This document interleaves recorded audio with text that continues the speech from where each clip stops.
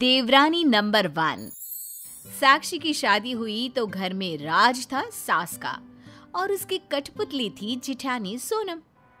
देख सोनम, इस साक्षी को भी घर के कायदे कानून सिखा देना।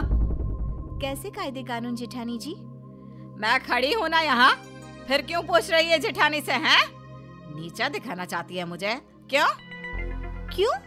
आपने ही तो अभी जिठानी जी से कहा कि मुझे बता देना, तो मैं उन्हीं से पूछूंगी ना। बताइए ना जिठानी जी, क्या क्या है नियम, कायदे और कानून?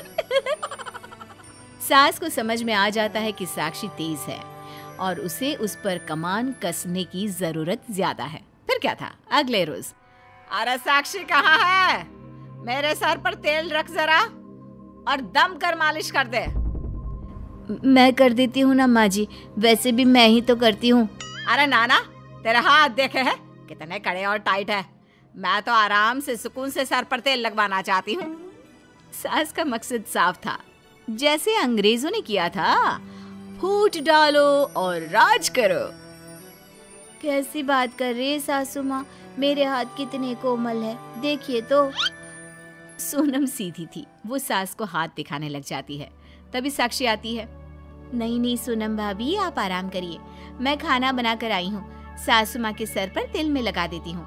वैसे भी सासू माँ कोई झूठी औरत तो है नहीं जो झूठ बोलेंगी। अरे आज के बाद सासू माँ आपसे कभी तेल नहीं लगवाएंगी, लिख कर ले लीजिए। क्यों सासू माँ? सास भी शानी बनने के चक्कर में हाँ कर देती है। अरे जरूरत ही क्या है? अरे जब ऐसी परी जैसी बहू आ गई है तो ऐसी खड़ूस के हाथ को क्यों मैं अपने सर पर हाथ रखने दूं? सोनम परेशान तो होती है, लेकिन फिर मन में सोचती है बात तो ठीक है, मैंने बहुत काम कर लिया, अब मैं आराम करती हूँ। लेकिन कहाँ, जहाँ सास का राज हो वहाँ सोनम आराम कैसे कर लेती? सोनम, अरे सोनम, साक्षी के आ जाने के बाद से तो कुछ ज्यादा ही आलसी हो गई है तू। यहाँ अभी सोनम सोच ही रही होती है कि चलो सास के पास जाकर थोड़ी देर बैठकर आ जाते हैं कि सास की आवाज आनी शुरू हो गई। हाय रे, क्या मार दिया मेरे सर पर। हाय रे, ये तो डंडे जैसा लग रहा है। कैसी बात करी है माँ जी, अभी तो मैंने कोमल कोमल हाथों का उपयोग किया है, अभी तो तेज हाथ लगाया ही नहीं है दर्द निकालने के लिए। बस फिर क्या था, साक्षी सास के सर पर जोर जोर से हाथ मारना शुरू कर देती है और सास चिल्लाना कि तभी सोनम आ जाती है। क्यों, क्या क्या हो गया सासू माँ? साक्षी, ये क्या कर रही हो तुम? अरे कुछ भी नहीं भाभी, बस माँ जी के सर का दर्द हटा रही हूँ। अच्छा माँ जी, कैसा लग रहा है? सोनम दीदी से अच्छे हाथ है ना मेरे? सास क्या करती, पहले ही सोनम को इतनी खरी खोटी सुना चुकी होती है कि वो उसे कुछ नहीं कहती। अरे रहने दे बहू, रहने दे, सारा दर्द ठीक हो गया मेरा, छोड़ मुझे। सासू माँ, मैं लगा दूं सर पर तेल? सास मन में अभी सोच ही रही होती है कि अरे नहीं नहीं नहीं भाभी, आपको क्या लगता है कि सासू माँ ने जो बात कही थी वो गलत थी? अरे वो आपसे कभी तेल नहीं लगवाएंगी, समझी? खैर, सास को अब सर पर तेल लगाने का सारा शौक खत्म हो जाता है, लेकिन फिर भी अगले रोज सास जोर जोर से सोनम पर चिल्लाने लगती है। सोनम, अरे ओ आलसी, अरे देख तो सुबह के 5 बज गए हैं, कब की जगी हूँ मैं, लेकिन मजाल है कोई चाय को भी पूछ ले।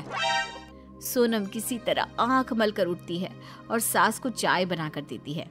सास को वो चाय दे ही रही होती है कि साक्षी आ जाती है। क्या है भाभी, बुरा न मानना, लेकिन मैंने सुना है कि सासू माँ कब से बैठी हैं, चाय नहीं मिली उनको। और क्या, ये कोई बात होती है? अरे जानती है कि सास की आंख खुलते ही उसे पहले चाय देनी चाहिए, फिर कहीं जाकर वो जमीन पर पैर रखती है। लेकिन नहीं जी नहीं, ये नहीं दे सकती मुझे वक्त पर चाय। अरे नींद जो लगी रहती है महारानी को।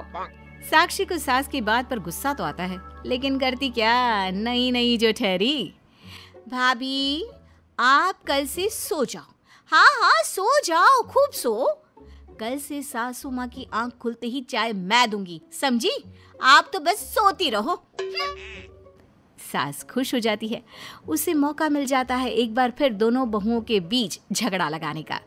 अरे जीती रहे साक्षी बहू, आज के बाद इस सोनम का चेहरा तक मुझे नहीं देखना। वैसे भी उसका चेहरा सुबह सुबह देख लो ना, सारा दिन खराब चला जाता है। सोनम को सास की बात बुरी लगती है। वो कमरे में जाकर रोने लगती है। साक्षी देख लेती है, लेकिन वो सास के सामने कुछ नहीं कह सकती थी। बाद में वो सोनम के कमरे में जाती है। क्या हो गया भाभी, मुझसे नाराज हैं? अरे नहीं साक्षी, तू तो मेरी छोटी बहन जैसी है, लेकिन मैं सासू माँ से हैरान हूँ। मैं कितनी भी नींद में क्यों ना हो, उन्हें चाय जरूर देती थी। दीदी, मैंने सिर्फ आपको इसलिए मना किया कि आप परेशान हो जाती हैं। रोज सुबह जबरदस्ती। आप जानती हैं कि सासू माँ वो चाय भी नहीं पीती। हाँ मैं जानती हूँ, मैंने कई बार पूछा भी, लेकिन कह दिया हर बार मैं लेट कर देती हूँ, इसलिए वो चाय नहीं पीती और सो जाती है।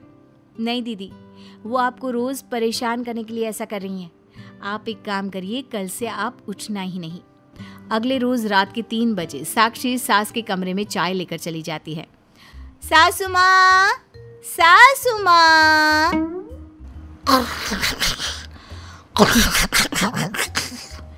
सासू माँ, चाय चाय ले लीजिए। सास घबराकर उठ जाती है। वो डर जाती है और जोर जोर से चिल्लाने लगती है, भूत, चाय वाला भूत, बचाओ। कमरे से माँ की आवाज आती सुन सारे जाग जाते हैं। अरे साक्षी, तुम कब उठकर माँ के कमरे में आ गई? अरे कहाँ है भूत? सास कुछ कहती, इससे पहले साक्षी बोलती है, सासू माँ मैं हूँ। वो क्या है ना, दीदी आपको 5 बजे चाय देती है तो आप ये बोलकर नहीं पीती कि उन्होंने देर कर दी। वो 4:30 बजे दे तो भी नहीं, इसलिए मैंने सोचा कि मैं तो 3 बजे ही चाय लेकर जाती हूँ, कम से कम आपको परेशानी तो ना हो। अब सोनम समझ जाती है कि साक्षी क्या करवा रही है।